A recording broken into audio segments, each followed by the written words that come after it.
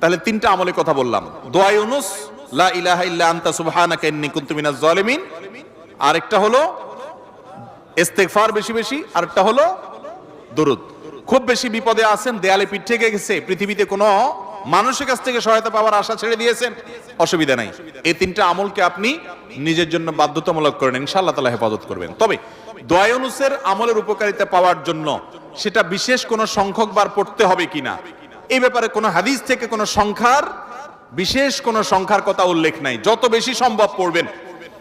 দুনিয়াবি কোনো বিষয় হাসিলের জন্য অভিজ্ঞতার আলোকে, রকিয়া হিসাবে, ঝাড়ফুঁক হিসাবে, বা দুনিয়ার কোনো কাজে আল্লাহর কাছে প্রার্থনার অংশ হিসাবে তাজরিবা দ্বারা অনেক আমল, যেমন ঝাড়ফুঁকের মধ্যে যেরকম, রকিয়ার মধ্যে যেরকম বিভিন্ন আমল, আয়াত, হাদিস, সংখ্যা ঠিক করে আপনার ওলামা একরাম করে করে সেটা তাজরিবা পেয়েছেন, ওই আলোকে করা যায়, সেভাবে করা যেতে পারে। কিন্তু সওয়াবের আশা যদি হয় যে এত সংখ্যক বার পড়লে এটা হবে,